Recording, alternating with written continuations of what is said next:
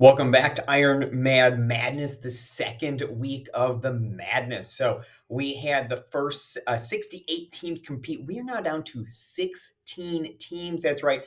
First weekend, always crazy with the upsets, but like most years, for the most part, the better teams are advancing at this point. 10 of the 16 teams that should be in the Sweet 16 are. So not too much craziness. Most of the good teams moving on, but we do have some interesting stuff going on in the standings. So let's dig in and see what's happened here. Looking at the standings first, look at this. Britt Lehman on top, 45 points. Found closely by myself at 44. Grant at 43. Jonathan 42. Harry at 41. Chuck at 40. D at 38. And KJ down on the bottom at 35 points. However, if you look at the standings, you will see next to this, you actually have a max available points left, as you can see here. Britt, a solid 141. I'm down at 104. The reason I'm at 104 is you'll notice I am missing my national champion upset. Literally the first few hours of the tournament, I've already lost my national champion. And you can see down here, we have 164 points. Mr. Pastor Chuck lying in wait. So let's dig a little closer and tell you what I'm thinking about each of these teams. Let's start with noted basketball expert Britt. Britt claims he doesn't know much about basketball, never watches the games. Look, we have a term for this in sports. It's called sandbagging. You're known as a sandbagger if you don't do well, but we know you can do better than that. This happens most in golf, where handicaps are prevalent and you can give people advantage based on how well they do or don't play. And sometimes what you have is these people who will kind of sandbag and shoot bad scores. So when the tournament comes, they get a few extra strokes and then win the tournament, right? Look, we all know you're an expert, Britt. We all know you're digging in the tape, you're breaking the film down for hours at night and just pretending this facade of I don't know what I'm doing.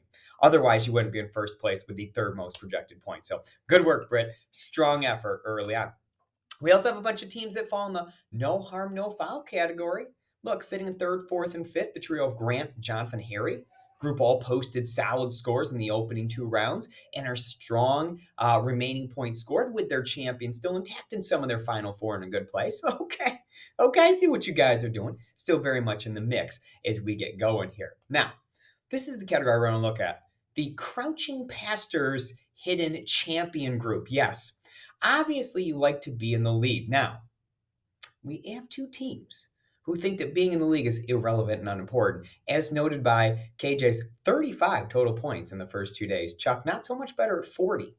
They are two of the bottom three. Now, look at you like Shaq here. We see you there. It's not like we don't see you. You don't need to not score a lot of points in the opening round. You can go ahead and score points. But these two must be hiding because look at the projected point total. Massive projected point totals, especially for that homer Chuck Reed going with the UNC pick. Chuck, I love it. I actually thought UNC would upset Baylor myself. Now, look, these two are a real threat if they can nail down some of these Final Fours they've still got intact. But we'll have to see where they go from here. But seriously, stop hiding behind the pole. You're not fooling anybody, boys.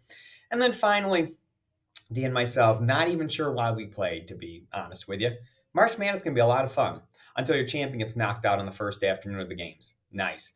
At least I wasn't Dick Vitale, who picked Kentucky versus Iowa, both out by dinner on Thursday. Look at D, not too far behind me, right? D's team, other team made it to the weekend before they lost, but D's champion is out, and now we have the two lowest point totals. Boy, we are like Messi in a big game at this point, really struggling to get the dub.